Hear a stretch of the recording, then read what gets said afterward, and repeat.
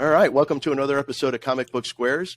We just want to remind everybody about our big contest for 2023. We're going to help find a new writer in comic books. We're partnered with Dream Foundry on this, and just remember the deadline is the end of September to get your stories in. So to kick the show off, my name's Shane. I'm Paul. I'm Ben. And I'm Mike. Let's get this show started.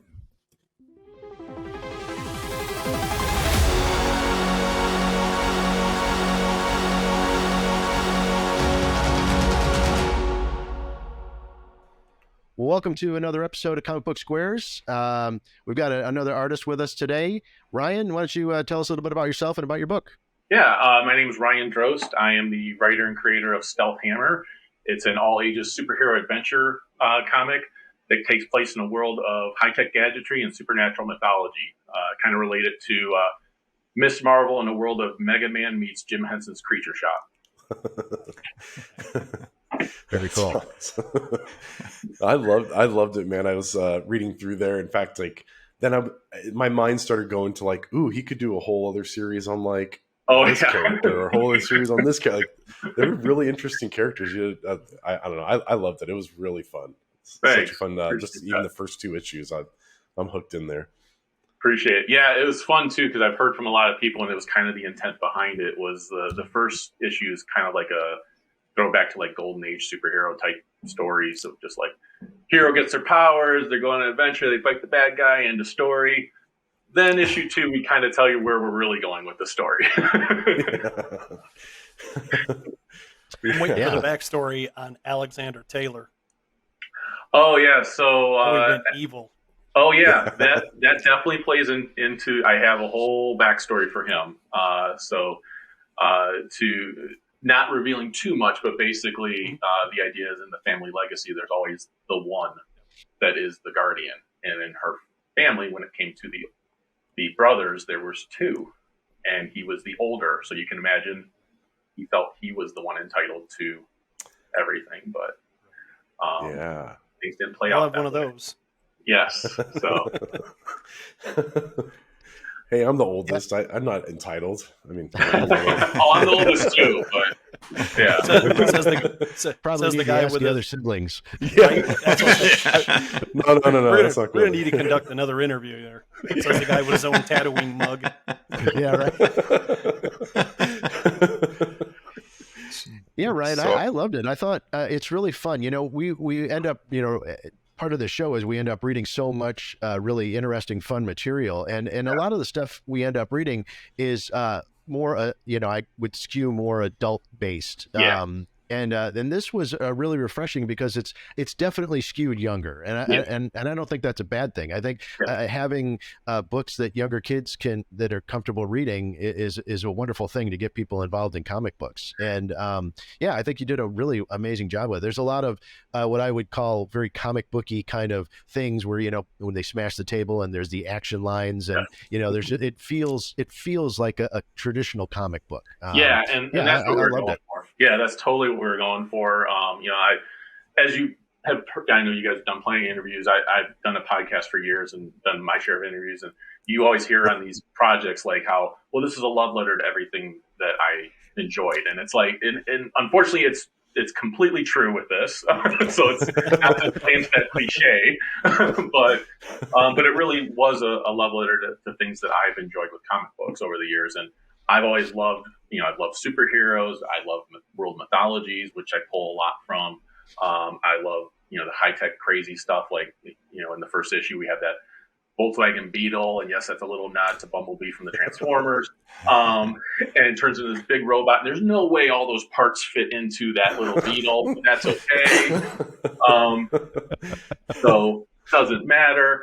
But yeah, we just had a lot of fun creating that type of world, and kind of it's like establishing those rules for this world.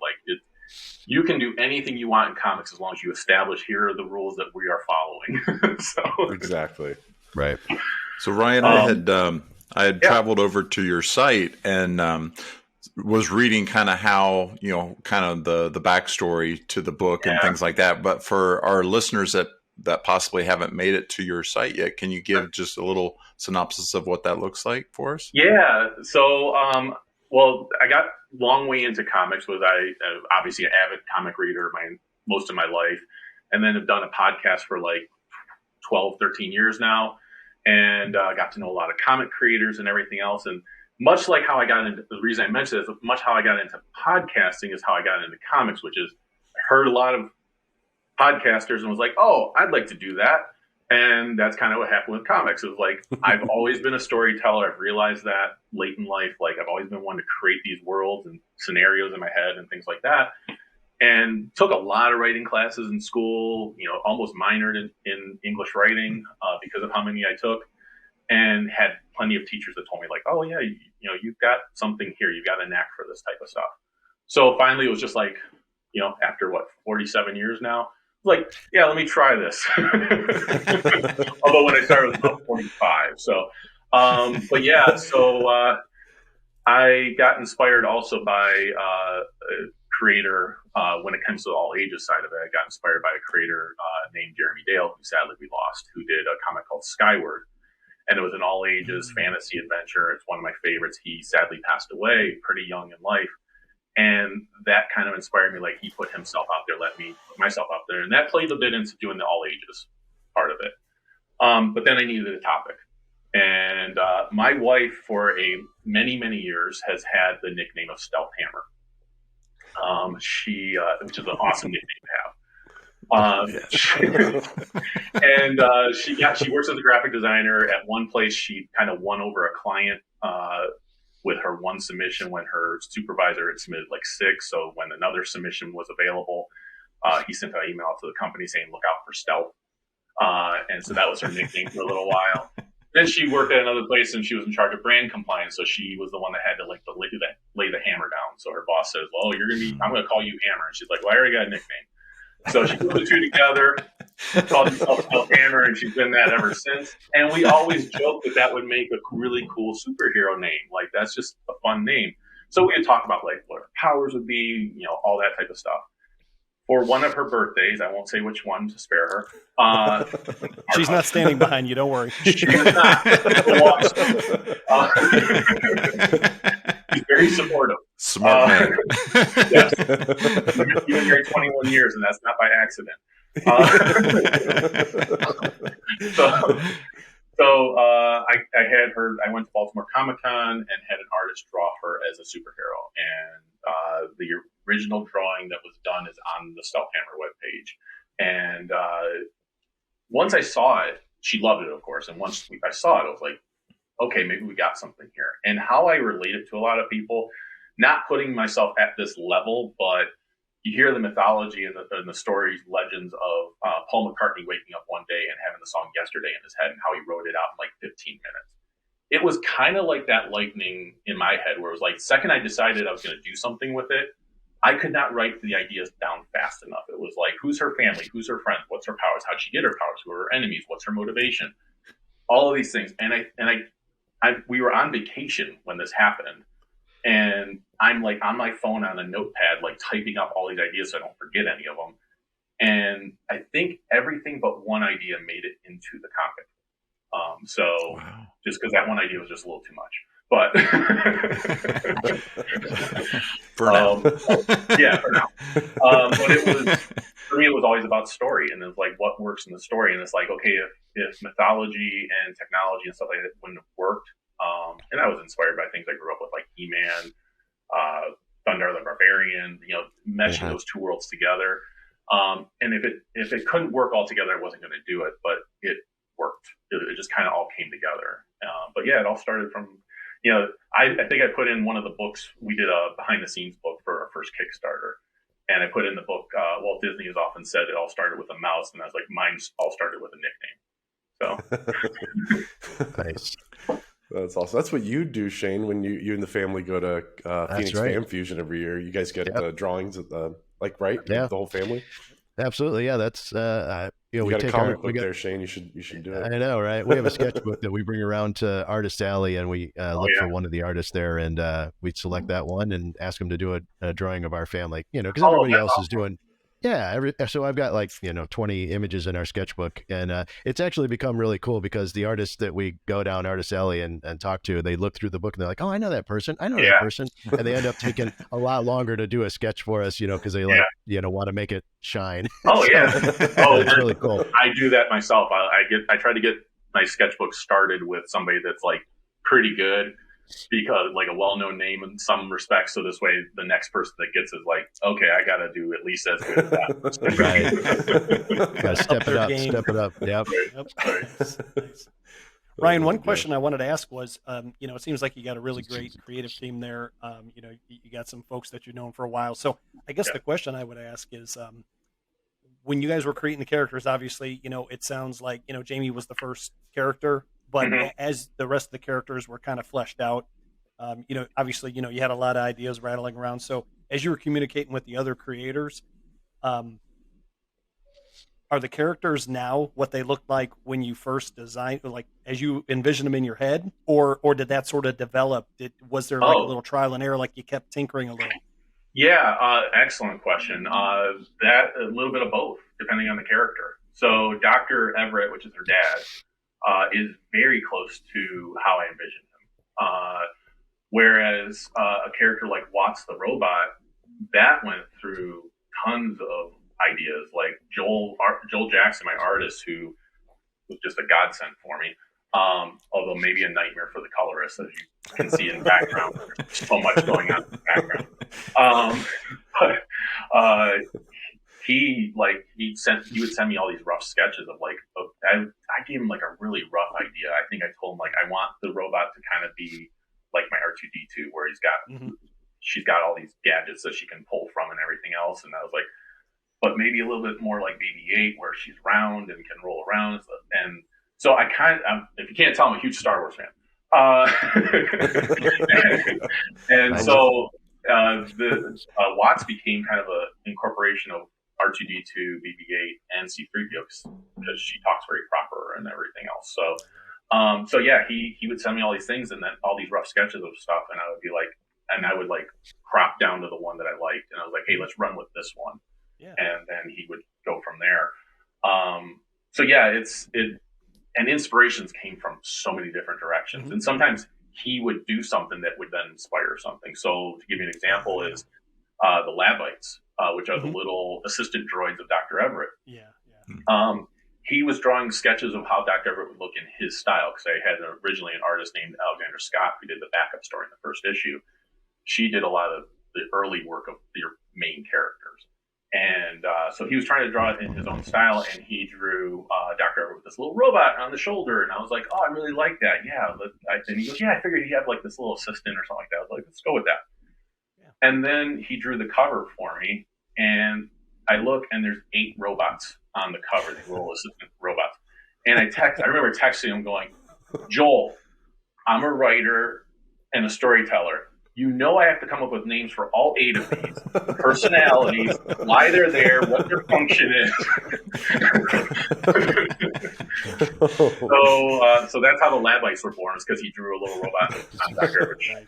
And then your weekend was taken up with all the backstory. Oh, yeah, absolutely. And the fun thing about that, I mentioned Jeremy Dale earlier. He had characters in his story called the Rabites, which were these Shogun warrior ninja rabbit type characters.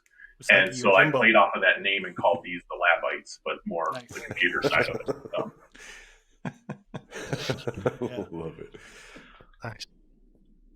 That's great. I mean, so I guess I just brought up the cover too. We had thumbed through the pages, when I was reading through, but I'm looking at the cover to number 1, and the robot on the cover. The first thing I thought of is I don't know why, it just kind of the angle of the head, and kind of the way it was.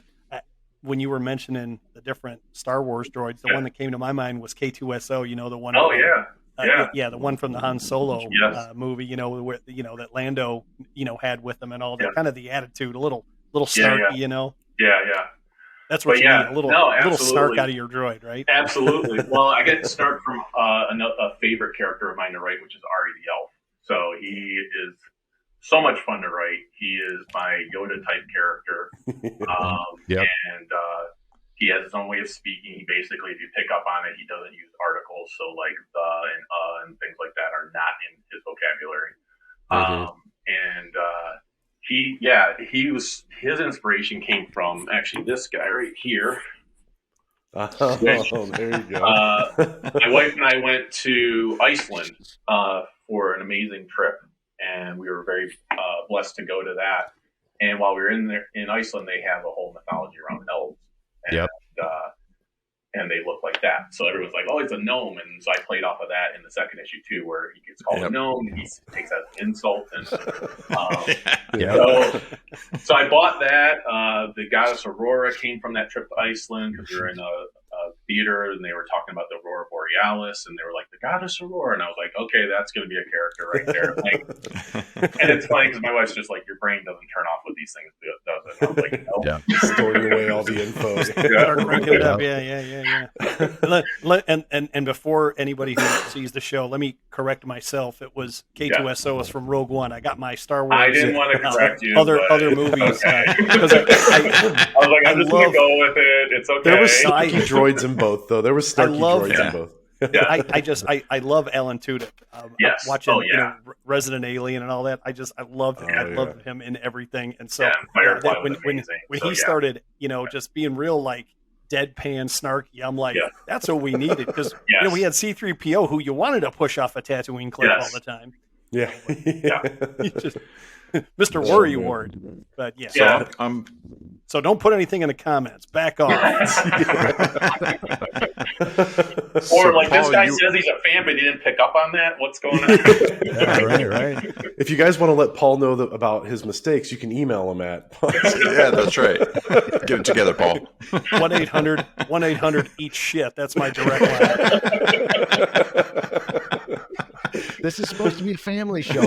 That's right, Paul. Gee. We're talking about family comic. Yeah, this is all ages comic, buddy. Come on now. Like you were going to restrict the viewing. Come on.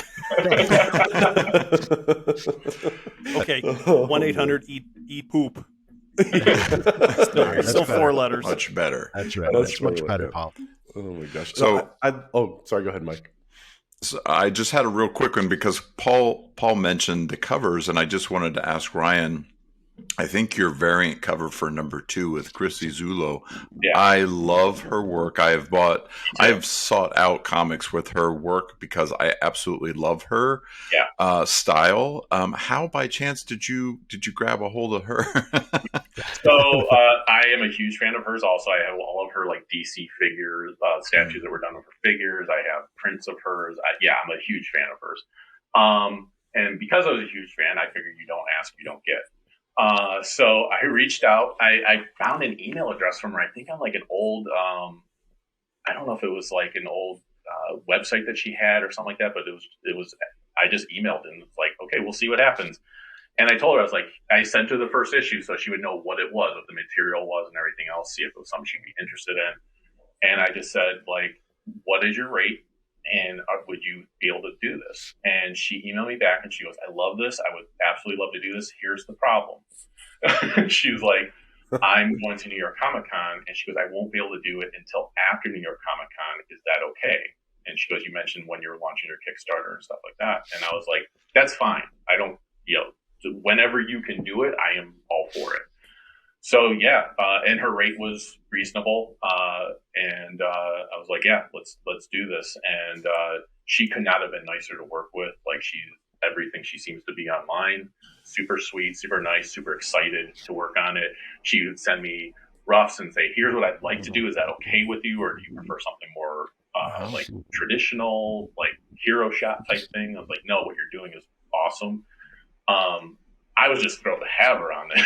It was to me it was a perfect fit, Ryan, because her style is very family oriented. Yeah. In fact, I bought for because again, as you could tell, we're of course you're among fellow geeks, and I love Star Wars, but I have a friend that's a super geek about Star Wars, and I bought some of her like Rey and some of her Star Wars prints for him as a gift that she signed and stuff like that. And it just felt so natural of a fit for her for one of your covers, being that it's kind of all family oriented. Yeah, and thankfully I got her right before she took off with the Marvel variant covers, because all of a sudden she's been doing a ton of Marvel covers lately.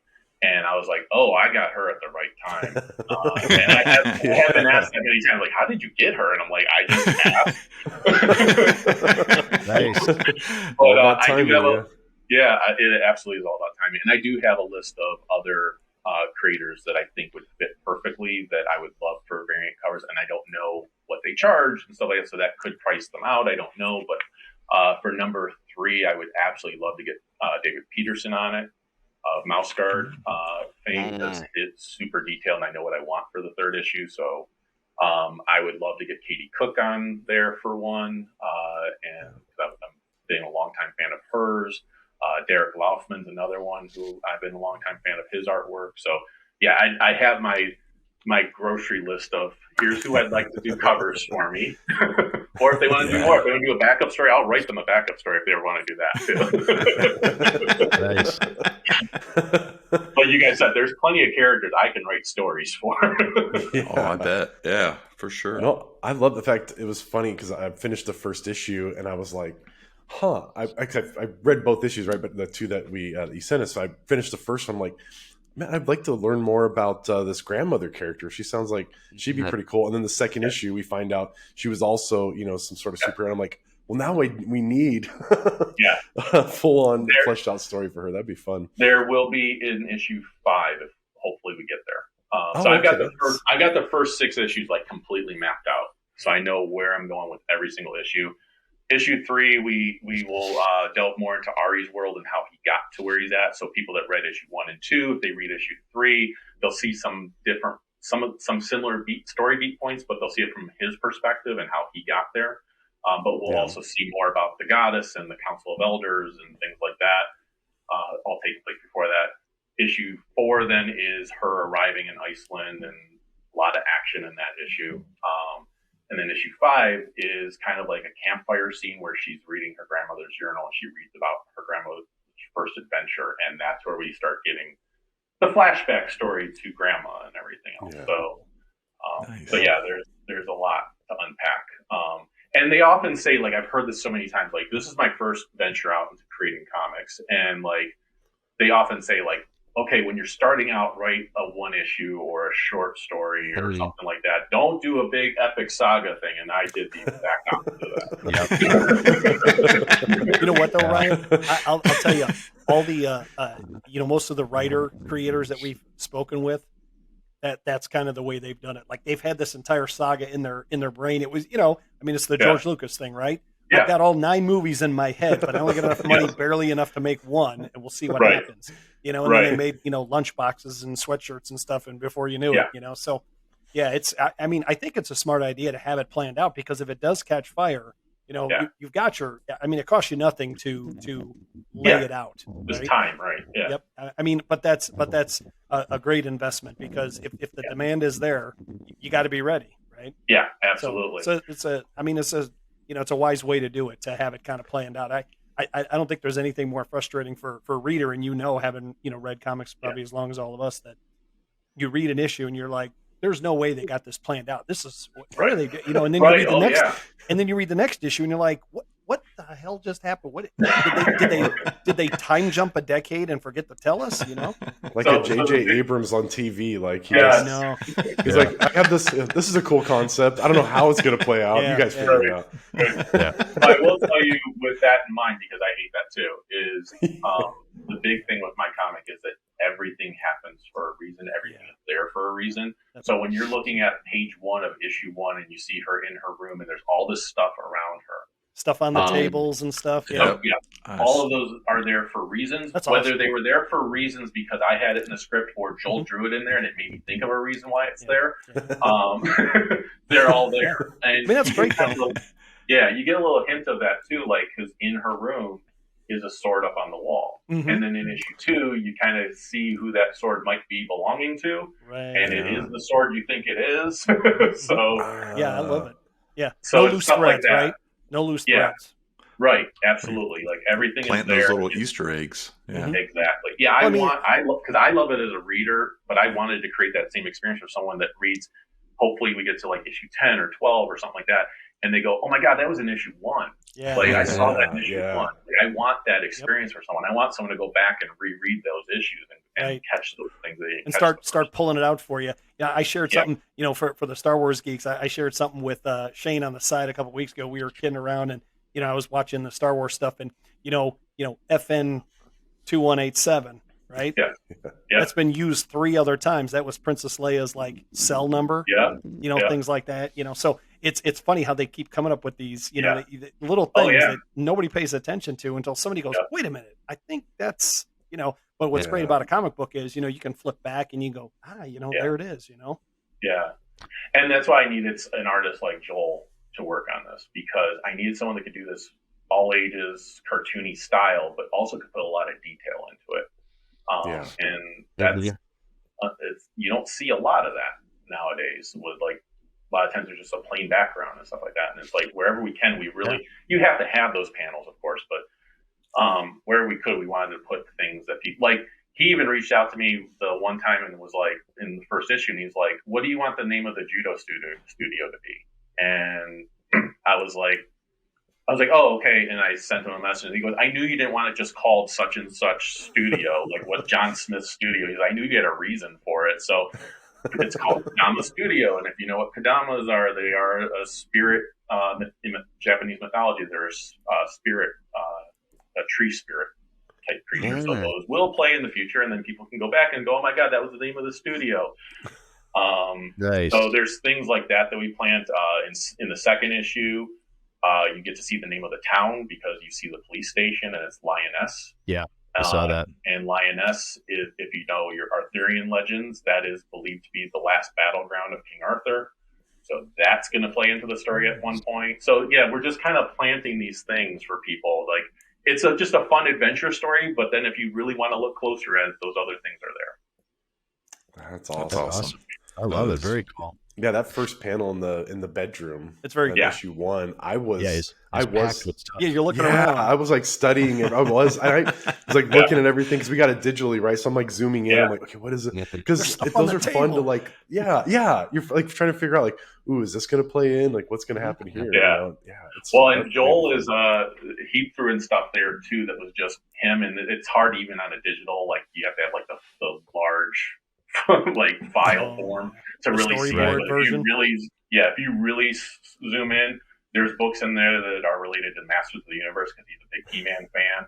There's names of books of graphic design work that he actually used when he was going to school. So he put little personal Easter eggs in there also like that. So yeah, it was fun. That's awesome. That's pretty cool. I love that. Cool. And then seeing like Ari in issue 1, like up in in the light fixtures or something. Yeah. But it was only like a glimpse, like in like a panel and a half. And I was like, was I supposed to see, like, was that really like a gnome? I saw that too, Ben. And because of the red and the white, it was almost like Where's Waldo, right? Where I saw a little bit sticking out. I saw that exact same thing. That was awesome. Where's Waldo is exactly what I was going for with that. So yeah, glad you picked up on that. Yeah, we did. Yeah, that was great. Very cool.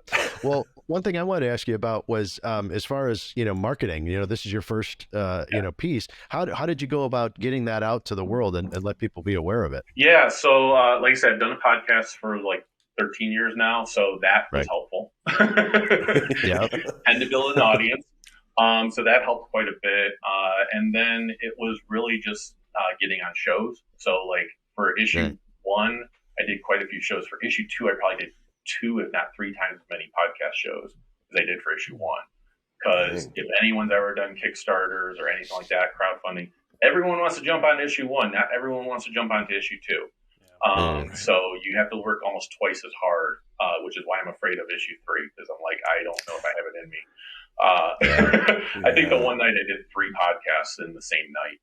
So it was a lot, but I love doing them. So that wasn't so bad, but But yeah, I did all of that. I also refer to my wife as my PR guru. So she's the one that reaches out to a lot of places and lines things up. And then I'm the showman that goes out there and talks to everybody.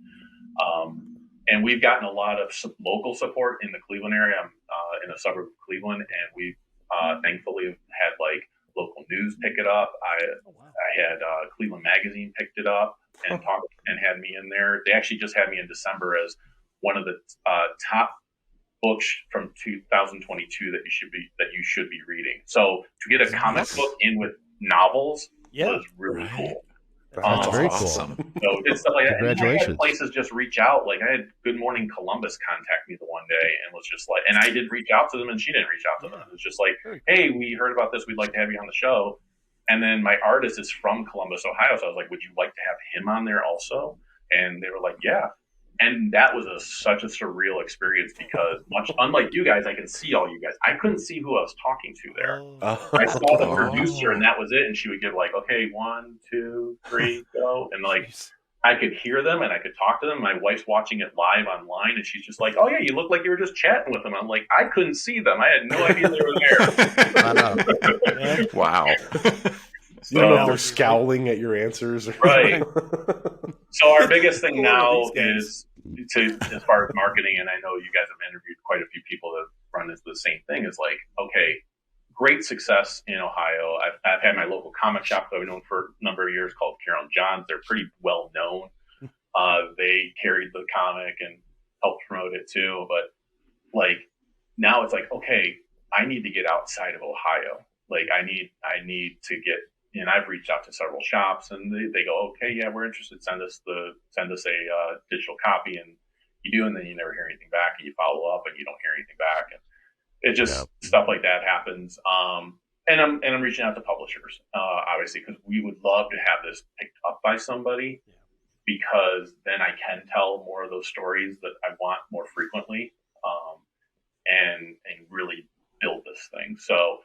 We're doing that, and I've had, even though I've had turn downs, I've had some extremely nice turn downs where it's just like, I've even packaged this as like a graphic novel for all ages and sent it to book publishers.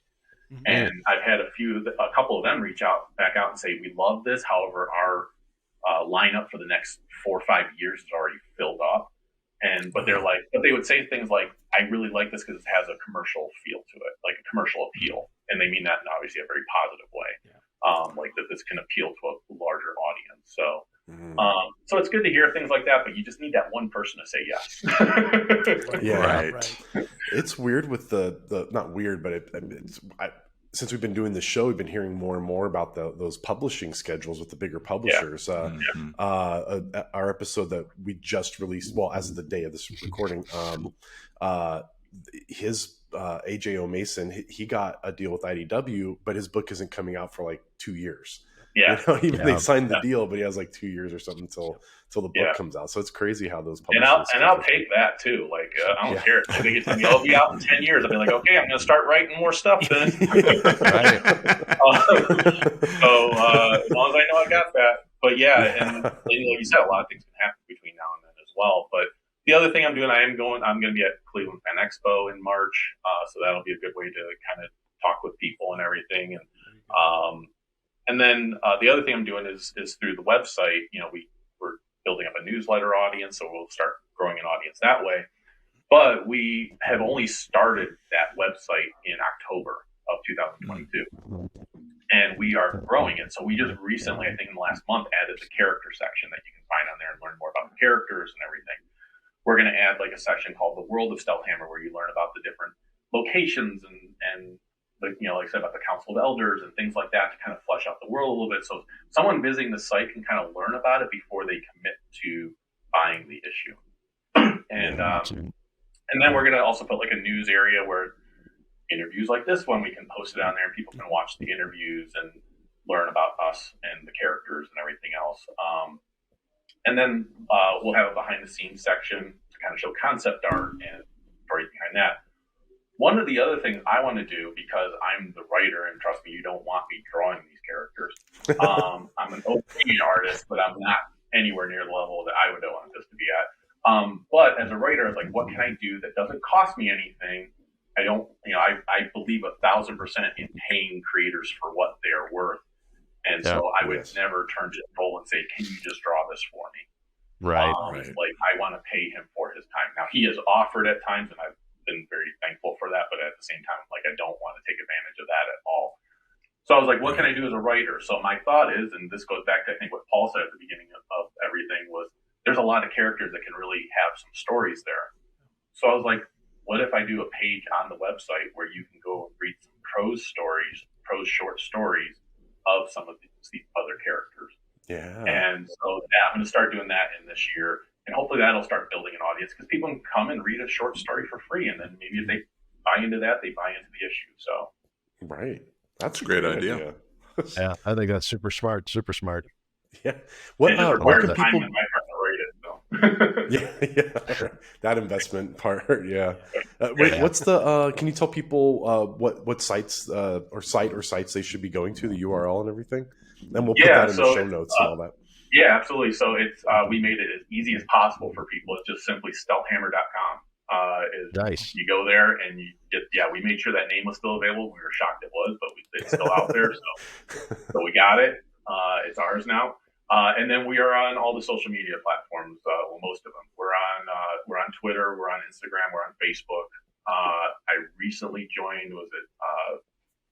Can't remember the one that, because everything was going on with Twitter. Oh, Hive. I joined that one recently. And that one's a weird one, but it's it's growing and it's working out its bugs. But it seems like a great place for a lot of comic creators are going to. So we're all out there. Just look up Stealth Hammer on any of those, and you'll find us very easily. So awesome.